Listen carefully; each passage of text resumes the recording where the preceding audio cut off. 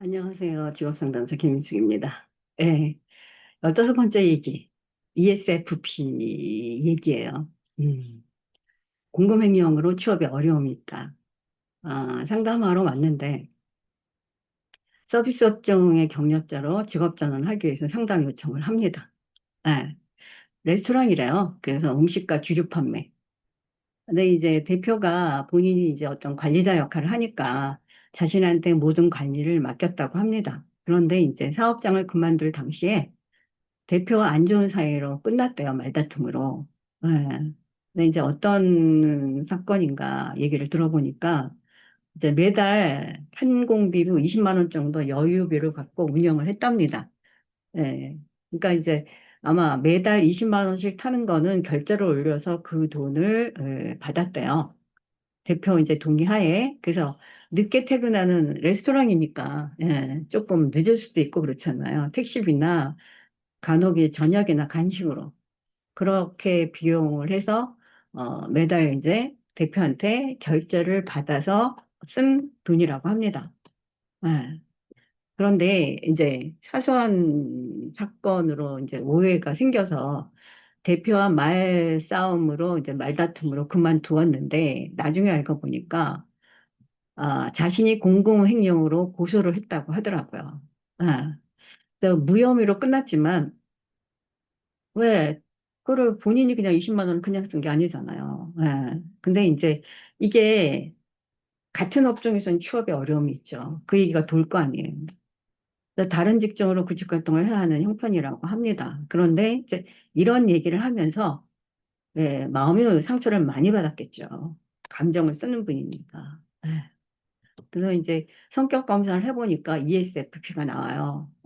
근데 이제 ESFP들은 어떠냐? 굉장히 즐겁고 남의 마음을 빠르게 읽어주는 사람, 재치. 그 다음에 제가 이제 그런 얘기도 했을걸요. 이들은 조금은 재밌는 얘기를 많이 해요. 예.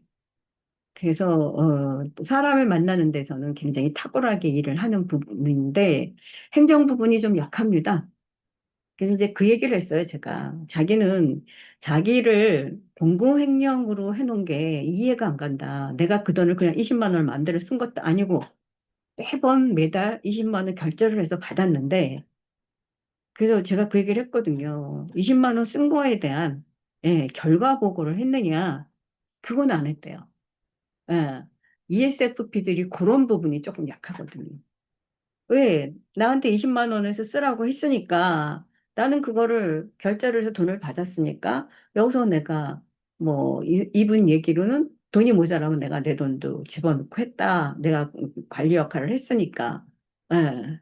근데 내가 어떤 내용으로 썼는가 남았건 모자랐건 결과 보고를 해야 되잖아요.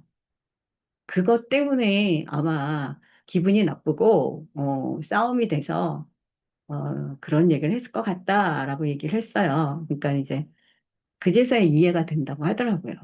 어, 자기가 이제 그 결과보고를 완벽하게 했어야 되는데 그 생각을 못했다. 우리 그렇게 생각들 많이 하잖아요. 사장이 20만 원 주고 그것도 그냥 준 게 아니야. 말로만 준 게 아니야. 내가 결제해서 돈을 받았어. 근데 누가요? 회사예요. 여기도. 레스토랑이지만 회사입니다. 조직입니다. 그럼 뭐가 있어야 돼? 결과보고가 있어야 되죠. 근데 결과 보고에 대한 얘기를 했더니, 예, 그 생각을 못했다. 그냥 좋은 마음에 사장님이 쓰라고 해서 썼는데, 그게 이제 그런 형식으로 바뀔 줄은 몰랐다라고, 예, 이해를 한다고 하더라고요. 그러니까 ESFP 성격들은 사람과 일하는 게 잘 어울리고 굉장히 탁월해요. 그 상담 관련 서비스 업종, 사회복지. 근데 제일 힘들어하는 게 짜여진 스케줄이나 행정적인 부분에 실증을 느끼는 경우가 나오는데 이 실증이 조금 문제가 된다고 말씀을 드렸어요. 왜 그러냐? 아, 재밌는 거. 이 재미가 뚝 떨어지면 그냥 땅속에 들어가는 그런 느낌이 나는 유형들이에요. 제가 그래서 그분한테도 그 얘기를 했어요. 그러니까 그런 걸 좀 갖고 있다라고 얘기하더라고요. 신나게 일을 하는데 제동을 딱 걸어놓으면, 실증을 딱 느끼면 하고 싶은 마음에 아무것도 안 생긴다고. 예. 그래서 이제 상처가 되게 깊어서, 이제 어머니한테 얘기를 했더니, 이렇게 얘기했대요. 넌 대충 일을 하잖아. 하셨다고 합니다.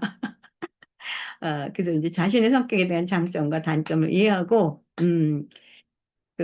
한동안 레스토랑에서는 일을 못 하겠죠. 예, 이제, 소문들이 돌을 테니까. 그래서 다른 사람들을 서비스 할 수 있는 그런 부분을 찾아서 일을 해보는 게 어떤가. 그리고 제가 이제 부탁을 했거든요. 어, 사장이 좋은 마음을 해도 우리는 직원이기 때문에 결과 보고 잊지 마셔야 되고, 그리고 재미가 똑 떨어져서 일을 안 하겠다 생각하면 안 됩니다. 제가 그 얘기를 한 기억이 있어요. 그랬더니 그분이 알겠습니다. 그래서 구직하기 열심히 할게요.